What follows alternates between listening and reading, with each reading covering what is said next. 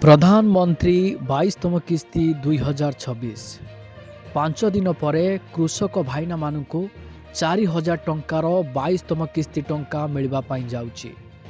ଏହି 22ତମ କିସ୍ତିରେ ଲକ୍ଷ ଲକ୍ଷ ଚାଷୀ ଭାଇମାନେ ଉପକୃତ ହେବା ପାଇଁ ଯାଉଛନ୍ତି। ସବୁଠୁ ଗୁରୁତ୍ୱପୂର୍ଣ୍ଣ କଥା ହେଲା ଯେ ପିଏମ୍ କିଷାନରେ ନିୟମ ପରିବର୍ତ୍ତନ କରାଯାଇଛି। କିଛି ଚାଷୀ ଭାଇମାନଙ୍କୁ ପିଏମ୍ କିଷାନର 22ତମ କିସ୍ତି ଟଙ୍କା ମିଳିବନି। ଆଉ କିଛି ଚାଷୀ ଭାଇମାନେ ଯେଉଁ ପୂର୍ବରୁ କିସ୍ତି ଟଙ୍କା ପାଇନଥିଲେ ସେମାନଙ୍କୁ କିସ୍ତି ଟଙ୍କା ମିଳିବ। କିନ୍ତୁ ଏଥର ଯେଉଁ ଚାଷୀ ଭାଇମାନେ ଲଗାତାର ଭାବେ କିସ୍ତି ଟଙ୍କା ପାଇ ଆସୁଛନ୍ତି ସେମାନଙ୍କୁ ଏଥର 22ତମ କିସ୍ତି ଟଙ୍କା ମିଳିବନି। ସବୁଠୁ ବଡ଼ କଥା ହେଲା କେଉଁ ଚାଷୀ ଭାଇମାନଙ୍କୁ 22ତମ କିସ୍ତି ଟଙ୍କା ମିଳିବ ନାହିଁ। ଯେଉଁ ଚାଷୀ ଭାଇମାନଙ୍କର ବକେୟା କିସ୍ତି ରହିଛି ସେମାନେ କେମିତି ପ୍ରାପ୍ତ କରିବେ? ସରକାରଙ୍କ ତରଫରୁ ବଡ଼ ଘୋଷଣା ଜାରି କରାଯାଇଛି ଚାଷୀ ଭାଇମାନଙ୍କ ପାଇଁ। ଏହି 22ତମ କିସ୍ତିରେ କିଛିଟା ନିୟମରେ ପରିବର୍ତ୍ତନ କରାଯାଇଛି। ସେ ନିୟମ ଗୁଡ଼ିକକୁ ଆପଣମାନେ ବୁଝିବା ଜାଣିବା ଆପଣମାନଙ୍କ ପାଇଁ ଗୁରୁତ୍ୱପୂର୍ଣ୍ଣ। ଯଦି ଆପଣ ଜଣେ ପିଏମ୍ କିଷାନ ହିତାଧିକାରୀ ତାହେଲେ ଏହି ଖବର ଆପଣମାନଙ୍କ ପାଇଁ ଅତ୍ୟନ୍ତ ଗୁରୁତ୍ୱପୂର୍ଣ୍ଣ। ଆପଣମାନେ ଧ୍ୟାନ ସେ ଭିଡ଼ିଓଟିକୁ ଦେଖନ୍ତୁ ବିନା ସ୍କିପ୍ରେ, ଯାହାଫଳରେ ଆପଣ ସବୁକିଛି ବୁଝିପାରିବେ। ଯଦି ଆପଣମାନେ 22ତମ କିସ୍ତି ଟଙ୍କା ପାଇବା ପାଇଁ ଚାହୁଁଛନ୍ତି କୌଣସି ବିନା ଅସୁବିଧାରେ, ତାହେଲେ ଆପଣମାନେ ଭିଡ଼ିଓଟିକୁ ଆରମ୍ଭରୁ ଶେଷ ପର୍ଯ୍ୟନ୍ତ ଦେଖିନିଅନ୍ତୁ। ଭିଡ଼ିଓଟିକୁ ଆରମ୍ଭ କରିବା ପୂର୍ବରୁ ଆପଣ ସମସ୍ତଙ୍କୁ କହି ରଖିବି, ଚ୍ୟାନେଲରେ ଯଦି ନୂଆ କରି ଆପଣ ଭିଡ଼ିଓଟି ଦେଖୁଥାନ୍ତି ତାହେଲେ ଭିଡ଼ିଓକୁ ଲାଇକ୍ କରି ଚ୍ୟାନେଲକୁ ସବସ୍କ୍ରାଇବ୍ କରି ପାଖରେ ଥିବା ଘଣ୍ଟି ଚିହ୍ନକୁ ଦବାଇ ଦିଅନ୍ତୁ। କାରଣ ସରକାରଙ୍କ ତରଫରୁ ଯେଉଁ ସବୁ ନୂଆ ଯୋଜନା ଗୁଡ଼ିକ ଆସିବ ସେହି ଯୋଜନା ଗୁଡ଼ିକର ସୂଚନା ଆପଣ ପାଇପାରିବେ ଏବଂ ଆପଣ ଯେଉଁ ଯୋଜନା ଗୁଡ଼ିକରେ ସାମିଲ ହୋଇଛନ୍ତି ସେହି ଯୋଜନା ଗୁଡ଼ିକର ନୂଆ ନୂଆ ଅପଡ଼େଟ୍ ଆପଣ ଆଗ ପାଇପାରିବେ। କିଏ ବା ଜାଣିନି, ପ୍ରଧାନମନ୍ତ୍ରୀ କିଷାନ ସମ୍ମାନ ନିଧି ଯୋଜନା ଦେଶର ଲକ୍ଷ ଲକ୍ଷ କ୍ଷୁଦ୍ର ଚାଷୀଙ୍କ ପାଇଁ ଏକ ପ୍ରମୁଖ ସହାୟତା। ଚାଷୀମାନଙ୍କୁ ବାର୍ଷିକ 6,000 ଟଙ୍କା ଆୟ ସୁନିଶ୍ଚିତ କରିବା ପାଇଁ ଏହି ଯୋଜନା କେନ୍ଦ୍ର ସରକାର ଯେଉଁଟାକି ଆପଣମାନଙ୍କର 2019 ମସିହାରେ ଆରମ୍ଭ କରିଥିଲେ। ପ୍ରତି 4 ମାସରେ ଆପଣମାନେ 2,000 ଟଙ୍କା କିସ୍ତି ସିଧାସଳଖ ଆପଣଙ୍କ ଆକାଉଣ୍ଟରେ ଆପଣମାନେ ପ୍ରାପ୍ତ କରିଥାନ୍ତି, ଯାହା ଚାଷ ଖର୍ଚ୍ଚକୁ ଭରଣା କରିବାରେ ଆପଣମାନଙ୍କୁ ସାହାଯ୍ୟ କରିଥାଏ। ଦେଖନ୍ତୁ, ଚାଷୀ ଭାଇମାନେ 2026 ମସିହାର ନୂଆ ବର୍ଷରେ 22ତମ କିସ୍ତି ପାଇଁ ଉତ୍ସାହର ସହିତ ଅପେକ୍ଷା କରିଛନ୍ତି। ଯଦି ଆପଣ ଜଣେ ପିଏମ୍ କିଷାନର ହିତାଧିକାରୀ ତାହେଲେ ଆପଣମାନେ ଏହି 22ତମ କିସ୍ତି ଟଙ୍କାକୁ ମଧ୍ୟ ଅପେକ୍ଷା କରିଛନ୍ତି। ସବୁଠୁ ବଡ଼ ପ୍ରଶ୍ନ ଉଠୁଛି ଯେ ଆପଣମାନଙ୍କର ଏହି 22ତମ କିସ୍ତି ଟଙ୍କା କେବେ ମିଳିବ? ଦେଖନ୍ତୁ, ଆପଣ ତ ଜାଣିଥିବେ ପୂର୍ବ 21ତମ କିସ୍ତିଟା ନଭେମ୍ବର 2025ରେ ଜାରି କରାଯାଇଥିଲା। ସେହି ଅନୁସାରେ ଯଦି ଆମେ ହିସାବକୁ ନେବା, ଚୂଡ଼ାନ୍ତ ତାରିଖ ଫେବୃଆରୀ 2026ରେ ଘୋଷଣା କରାଯିବ। ଯଦିଓ ସରକାରୀ ନିଶ୍ଚିନ୍ତକରଣ ଏପର୍ଯ୍ୟନ୍ତ ବାକି ରହିଛି, ଆପଣମାନଙ୍କୁ ଏହି ଜାନୁଆରୀ ମାସରେ ଏହାର ଅପଡ଼େଟ୍ ମଧ୍ୟ ମିଳିଯିବ। ଆପଣମାନଙ୍କୁ ପ୍ରାୟ ଜାନୁଆରୀ ଶେଷ ସପ୍ତାହ ସୁଦ୍ଧା ଆପଣମାନଙ୍କୁ ଏହାର ଅପଡ଼େଟ୍ ଆପଣ ଜାଣିବାକୁ ପାଇବେ। ପିଏମ୍ କିଷାନର 22ତମ କିସ୍ତି ଟଙ୍କାକୁ ନେଇ ଆପଣମାନେ ସୋସିଆଲ ମିଡ଼ିଆରେ ଭିଡ଼ିଓ ଦେଖୁଥିବେ। ଆପଣମାନଙ୍କୁ କୁହାଯାଉଛି 22ତମ କିସ୍ତି ଏହି 5 ଦିନ ପରେ, ଏହି 10 ଦିନ ପରେ ଆପଣମାନଙ୍କୁ କିସ୍ତି ଟଙ୍କା ମିଳିବା ପାଇଁ ଯାଉଛି। ଏ ସବୁ ଆପଣମାନଙ୍କର ଫେକ୍ ଅଟେ। ଦେଖନ୍ତୁ, ଫ୍ଲିପକାର୍ଟରେ ବଢ଼ିଆ ବଢ଼ିଆ ଶାଢ଼ୀ ଗୁଡ଼ିକ ମିଳୁଛି। ଆପଣମାନେ ଏହି ଭିଡ଼ିଓରୁ ଲିଙ୍କ୍ ପାଇପାରିବେ। ଆପଣମାନେ ଅର୍ଡ଼ର କରିନିଅନ୍ତୁ, ବହୁତ କମ୍ ରେଟ୍ ରହିଛି। ଏହି ଭିଡ଼ିଓଟି ସରଳ ଓଡ଼ିଆରେ ଯୋଜନା ବିଷୟରେ ସମ୍ପୂର୍ଣ୍ଣ ସୂଚନା ପ୍ରଦାନ କରାଯାଇଛି। ଯୋଗ୍ୟତା, ଲାଭ, ଡକୁମେଣ୍ଟେସନ୍ ଏବଂ ଆବେଦନ ବିଷୟରେ ବୁଝାଯାଇଛି। ଚାଷୀମାନେ ଏହି ସୂଚନାରୁ ସହଜରେ ଲାଭ ପାଇପାରିବେ। ପ୍ରଧାନମନ୍ତ୍ରୀ କିଷାନ 22ତମ କିସ୍ତି 2026 କେଉଁ ଚାଷୀମାନେ ଏହି ଟଙ୍କାଟିକୁ ପ୍ରାପ୍ତ କରିପାରିବେ? ଏହି 22ତମ କିସ୍ତି ଟଙ୍କାକୁ ନେଇ ସରକାରଙ୍କ ତରଫରୁ କ'ଣ ସବୁ ପରିବର୍ତ୍ତନ କରାଯାଇଛି, ଆସନ୍ତୁ ତା ଉପରେ ନଜର ପକାଇବା। ଦେଖନ୍ତୁ, ପ୍ରଧାନମନ୍ତ୍ରୀ କିଷାନ ସମ୍ମାନ ନିଧି ଯୋଜନା କ୍ଷୁଦ୍ର ଏବଂ ନାମମାତ୍ରା ଚାଷୀଙ୍କୁ ଲକ୍ଷ୍ୟ ରଖିଛି।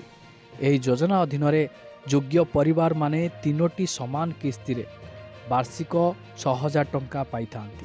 ଏହି ଯୋଜନାଟି ଆପଣମାନଙ୍କର 24 ଫେବୃଆରୀ 2019ରୁ ଚାଲୁ କରାଯାଇଛି।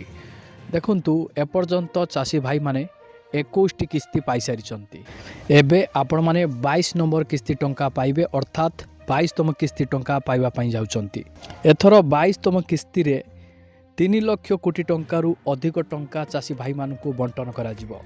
ଆପଣଙ୍କ ମନରେ ବି ପ୍ରଶ୍ନ ଆସୁଥିବ, ଏଥର 22ତମ କିସ୍ତିରେ ଆମେମାନେ କେତେ ଟଙ୍କା ପାଇବା? 2000 ଟଙ୍କା ପାଇବା ନା 4000 ଟଙ୍କା ପାଇବା ନା 6000 ଟଙ୍କା ପାଇବା? ପ୍ରକୃତରେ 22ତମ କିସ୍ତିରେ ଚାଷୀ ଭାଇମାନେ କେତେ ଟଙ୍କା ପାଇବେ? ଆପଣଙ୍କ ମନରେ ବି ପ୍ରଶ୍ନ ରହିଥିବ। ସମସ୍ତ ଦ୍ୱନ୍ଦ୍ୱ ମୁଁ ଆପଣମାନଙ୍କର ଗୋଟି ଗୋଟି କରି କ୍ଲିୟର କରିଦେବି। ଆପଣମାନେ ଧ୍ୟାନ ସେ ଭିଡ଼ିଓଟି ଦେଖୁଥାନ୍ତୁ।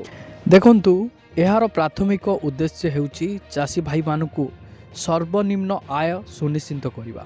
ଛୋଟ ଚାଷୀମାନେ ପ୍ରାୟତଃ ଆର୍ଥିକ ଅସୁବିଧାର ସମ୍ମୁଖୀନ ହୁଅନ୍ତି ଏବଂ ଏହି ପରିମାଣ ସେମାନଙ୍କୁ ବିହନ ଏବଂ ସାର କିଣିବାରେ ସାହାଯ୍ୟ କରେ।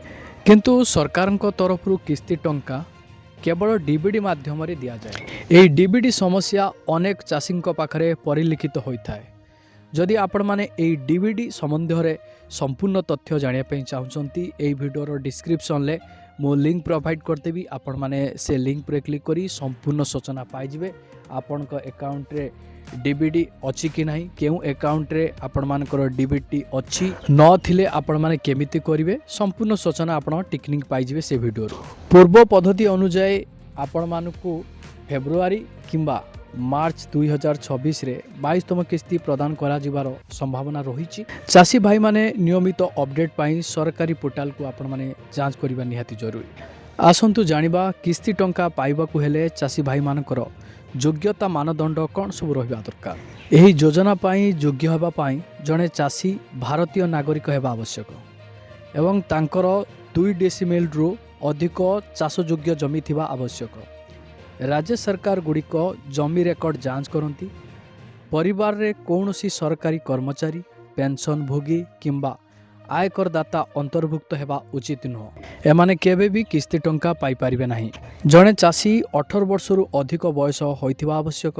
ସଂସ୍ଥାଗତ ଚାଷୀ କିମ୍ବା ବଡ଼ ଜମି ମାଲିକ ଯୋଗ୍ୟ ନୁହନ୍ତି। ମହିଳା ଏବଂ SC/ST ଚାଷୀମାନେ ମଧ୍ୟ ଯୋଗ୍ୟ, ଯଦି ଜମି ସେମାନଙ୍କ ନାମରେ ପଞ୍ଜୀକୃତ ହୋଇଥାଏ। ଯୋଗ୍ୟତା ଯାଞ୍ଚ କରିବାକୁ pmkisan.gov.inରେ ଆପଣମାନଙ୍କର ନାମ ଖୋଜନ୍ତୁ। ସବୁଠୁ ଗୁରୁତ୍ୱପୂର୍ଣ୍ଣ କଥା, ଯଦି ଆପଣମାନେ 22ତମ କିସ୍ତି ଟଙ୍କା ପାଇବା ପାଇଁ ଚାହୁଁଛନ୍ତି କୌଣସି ଅସୁବିଧା ବିନା, ତାହେଲେ ଆପଣମାନେ ଫାର୍ମର ଆଇଡ଼ିକୁ ନିହାତି ବନେଇ ନିଅନ୍ତୁ। ଏହା ସହିତ ଯେଉଁମାନେ ନୂଆ କରି ଆବେଦନ କରିବା ପାଇଁ ଚାହୁଁଛନ୍ତି, ଫାର୍ମର ଆଇଡ଼ି ସେମାନଙ୍କ ପାଇଁ ନିତାନ୍ତ ଜରୁରୀ। ଏହି ଫାର୍ମର ଆଇଡ଼ି ବିନା ଆପଣମାନେ ଆବେଦନ କରିପାରିବେନି, ଆପଣମାନଙ୍କୁ କିସ୍ତି ଟଙ୍କା ମଧ୍ୟ ମିଳିବନି। ଏହା ସହିତ ଯଦି ପରିବାରର ଅନ୍ୟ ସରକାରୀ ସୁବିଧା ପାଉଛନ୍ତି, ତେବେ 2 ଥର ଯାଞ୍ଚ କରିବାକୁ ପଡ଼ିବ। ଏହି ସର୍ତ୍ତ ଗୁଡ଼ିକ 22ତମ କିସ୍ତି ପାଇଁ ବାଧ୍ୟତାମୂଳକ। ଏହା ସହିତ ବଡ଼ ଖୁସି ଖବର ମଧ୍ୟ ଆସିପାରେ, ଆପଣମାନଙ୍କର କିସ୍ତି ଟଙ୍କା ବର୍ଦ୍ଧିତ ହୋଇପାରେ। ଫେବୃଆରୀର ଅଧିବେଶନ ପରେ ଏହାର ଘୋଷଣା ଜାରି କରାଯାଇପାରେ। ଯେଉଁମାନଙ୍କର କିସ୍ତି ଟଙ୍କା ବାକି ରହିଛି, ସେମାନେ ଏହି 3ଟି କାମ ନିଶ୍ଚୟ କରିବା ଉଚିତ। ପ୍ରଥମତଃ ଆପଣମାନଙ୍କର ଆଧାର ସିଡ଼ିଂ, ଦ୍ୱିତୀୟତଃ ଲ୍ୟାଣ୍ଡ ସିଡ଼ିଂ, ତୃତୀୟତଃ ଆପଣମାନଙ୍କର EKYC। ଏହି 3ଟି କାମ ଆପଣମାନେ ସୁନିଶ୍ଚିତ କରିନିଅନ୍ତୁ 22ତମ କିସ୍ତି ଟଙ୍କା ପୂର୍ବରୁ। ଏହା ସହିତ ଯେଉଁମାନେ PM କିଷାନର ହିତାଧିକାରୀ, ସେମାନଙ୍କୁ ତୁରନ୍ତ ଋଣ ମିଳିପାରିବ ଚାଷ ସମ୍ବନ୍ଧୀୟ ଖର୍ଚ୍ଚ ପାଇଁ। ଏହି ସୁବିଧା PM କିଷାନ ଯୋଜନାରେ ଖୁବ୍ ଶୀଘ୍ର ଲାଗୁ ହେବା ପାଇଁ ଯାଉଛି।